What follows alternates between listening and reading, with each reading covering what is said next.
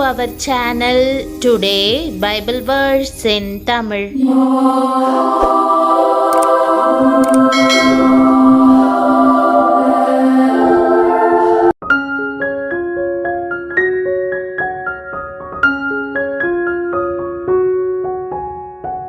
இன்றைய வசனம் உபாகமம் 28ஆம் அதிகாரம் 5ஆம் வசனம்.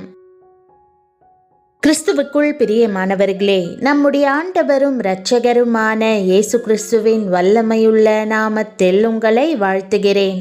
கடந்த 11 மாதங்களும் இஸ்ரவேலின் ஜெயபலமானவராகிய ஆண்டவர் நமக்கு அடைக்கலமாக இருந்து வந்திருக்கிறார்.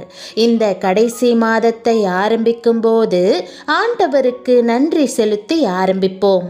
இயேசு கிறிஸ்து நமக்கு காண்பித்த நன்மையான ஈவுகளுக்காகவும் பெரிய காரியங்களுக்காகவும் அவரை ஸ்தோத்தரிப்போம். தம்மை நீங்கள் முழுமையாய் நம்பி தமக்கு முதலிடம் கொடுக்கும்போது உங்கள் அனுதின வாழ்வை ஆசிர்வதிப்பதாக தேவன் வாக்கு பண்ணுகிறார். உன் கூடையும் மாப்பிசைகிற உன் தொட்டியும் ஆசிர்வதிக்கப்பட்டிருக்கும் என்று வேதம் கூறுகிற வண்ணம் ஆண்டவர் உங்களை பூரணமாய் ஆசிர்வதிப்பாராக. ஓர் ஆங்கில மொழிபெயர்ப்பில் நீ சாப்பிடுவதற்கு மிகுதியான அப்பங்கள் இருக்கும் என்று எழுதப்பட்டுள்ளது. இங்கு கூடை என்பது இஸ்ரவேல் ஜனங்கள் அறுவடை செய்வதற்கு சுமந்து செல்லும் களத்தை குறிக்கிறது. தொட்டி என்பது அப்பம் செய்வதற்கு மாவு, தண்ணீர், எண்ணெய் ஆகியவற்றை கலந்திடும் களத்தை குறிக்கிறது. இவை அவர்களுடைய அன்றாட வாழ்வின் பிழைப்பை, வாழ்வாதாரத்தை குறிப்பவையாக உள்ளன. அவர்களுடைய அன்றாட சாதாரண வாழ்வும் பூரணப்படும்படி செழிப்பாக்குவதாக தேவன் வாக்கு பண்ணுகிறார். அவ்வாறே ஆண்டவர் நம் அன்றாட வாழ்வுக்கு தேவையானவற்றை அருளி நம்மை விசாரித்து ஆசிர்வதிக்கிறார். நமக்கு எது மிகவும் சிறந்தது என்பதை அவர் அறிந்திருக்கிறார். ஏற்ற வேளையில் இடைப்பட்டு பரிபூரண ஆசிர்வாதங்களை தருகிறார். தம்முடைய ஜனங்களை ஆசிர்வதிப்பதே கர்த்தருக்கு பிரியம் என்று வேதம் கூறுகிறது. தம் ஜனங்கள் ஒருபோதும் வெறுமையாக இல்லாமல் போதுமானவற்றை பெற்றிருக்கும்படி தேவன் பார்த்து கொள்கிறார். நீதிமான் கைவிடப்பட்டதையும் அவன் சந்ததி அப்பத்துக்கு இறந்து திரிகிறதையும் நான் காணவில்லை என்று சங்கீதக்காரன் அறிக்கை செய்வதில் இந்த சத்தியத்தை அறிந்து கொள்கிறோம். உங்கள் கூடை தானியத்தாலும் உங்கள் மாப்பிசைகிற தொட்டி அப்பத்திற்குரிய மாவினால் நிறைந்திருக்க வேண்டும் என்றும் தேவன் விரும்புகிறார். நீங்கள் அவருக்கு அப்படியே கீழ்ப்படியும் போது உங்கள் அப்பத்தையும் தண்ணீரையும் அவர் ஆசிர்வதிப்பார். இதுவே அவரது இருதயத்தின் விருப்பமாகும். தேவனுடைய கட்டளைகளை பின்பற்றுவது உங்களுக்கே நன்மையாக அமையும் என்பதை நீங்கள் புரிந்து கொள்வது முக்கியம். தேவனுடைய வார்த்தையே உங்களுக்கும் எனக்கும் தேவையான அப்பமா இருக்கிறது. ஜீவ அப்பம் நானே என்றும் நீதியின் மேல் பசித்தாகம் உள்ளவர்கள் பாக்கியவான்கள், அவர்கள் திருப்தி அடைவார்கள் என்றும் இயேசு தாமே கூறுகிறார். தமது பரிபூரணத்தினால் உங்களை நிரப்புவதற்கு ஆண்டவர் விரும்புகிறார். தேவனுடைய வார்த்தையை உங்கள் இருதயத்தில் வைத்திருக்கும் போது உங்கள் கூடையும் மாப்பிசைகிற தொட்டியும் எப்போதும் நிறைந்திருக்கும்படி அவர் செய்வார். நீங்கள் எனக்கு கவனமாய் செவி கொடுத்து நலமானதை சாப்பிடுங்கள், அப்பொழுது உங்கள் ஆத்துமா கொழுப்பான பதார்த்தத்தினால் மகிழ்ச்சியாகும் என்று கர்த்தர் கூறுகிறார். இன்றைக்கும் இஸ்ரவேல் ஜனங்களுக்கு உணவாகிய ஆசிர்வாதம் இருப்பதை நாம் காணலாம். தேவ ஊழியர்கள் இஸ்ரவேல் நாட்டில் உள்ள வீடுகளுக்கு செல்லும் போது அவர்களை வரவேற்று நல்ல போஷாக்கான உணவுகளை தருவார்கள். வகை வகையான சாலட்டுகள், பெரிய மாதுளம் பழங்கள், ஆரஞ்சு பழங்கள் உள்ளிட்ட அநேகம் இருக்கும். பேதுருவின் மீன் என்று அர்த்தம் கொள்ளும் பீட்டர்ஸ் ஃபிஷ் என்ற பெரிய வகை மீனும் அவர்களிடம் இருக்கிறது. அவர்களுடைய கீழ்ப்படிதலினால் கர்த்தர் அவர்களை மிகுதியாய் ஆசிர்வதித்திருக்கிறார். அவர் உங்களையும் ஆசிர்வதிக்க விருப்பமாய் இருக்கிறார்.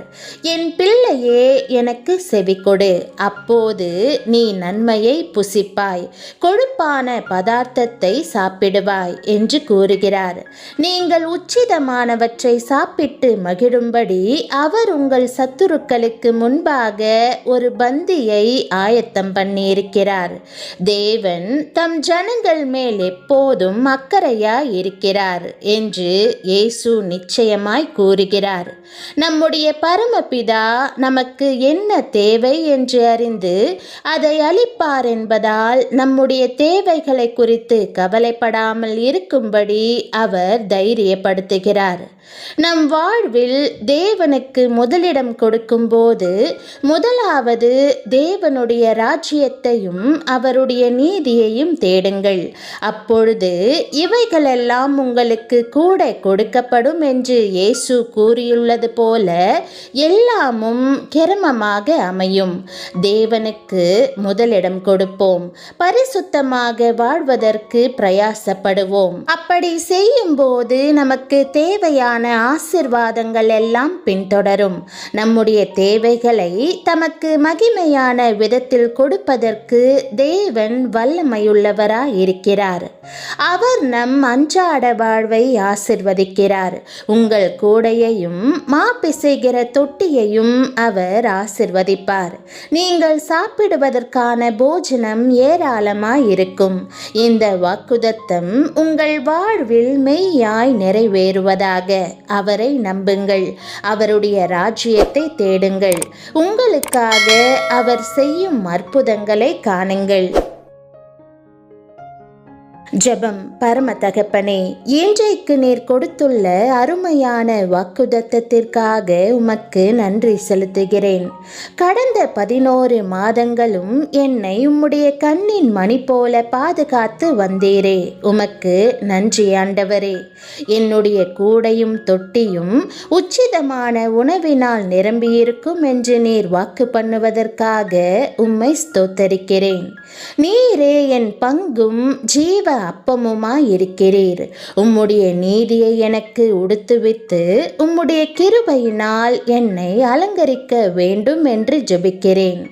உம்முடைய சத்தத்தை கேட்கவும் எப்போதும் உம்முடைய கட்டளைகளுக்கு கீழ்ப்படியவும் எனக்கு உதவும். உம்முடைய வசனத்தினால் என்னை தேரும்படி செய்து தகுதியுள்ளவளாக்குவீராக. உம்முடைய தயை என் வாழ்வில் நிரம்பி வழியட்டும்.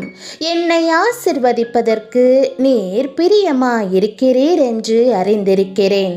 அவ்வாறே என்னை மிகுதியாய் ஆசிர்வதித்தருளும். உம்முடைய பரிபூரணத்தினால் என்னுடைய பாத்திரம் நிரம்பி வழிவதாக. உம்முடைய தயைக்காகவும் கிருபைக்காகவும் உம்மை ஸ்தோத்தரிக்கிறேன். வசனத்தில் நீர் கூறியுள்ளபடியே என் மேல் கிருபை பாராட்டி என்னை விசாரிப்பதற்காக உம்மை ஸ்தோத்தரிக்கிறேன். உம்மை முழுவதுமாய் நம்பவும் என் தேவைகள் எல்லாவற்றையும் உம்முடைய ஏற்ற வேளையில் அருளி செய்வீர் என்று விசுவாசிக்கவும் உதவி செய்யும். எல்லாவற்றுக்கும் மேலாக உம்முடைய ராஜ்யத்தையும் நீதியையும் தேடுவதற்கு எனக்கு கற்றுத்தாரும். நான் ஒருபோதும் கவலைப்படாமல் நீர் தேவைகளை கொடுப்பதாக என்னை விசாரிப்பதாக அளித்துள்ள வாக்குதத்தங்களை சார்ந்து கொள்ள உதவி செய்யும். என் வாழ்வில் எல்லாவற்றிலும் உமக்கு முதலிடம் கொடுப்பதால் என் விசுவாசத்தை பலப்படுத்தும்.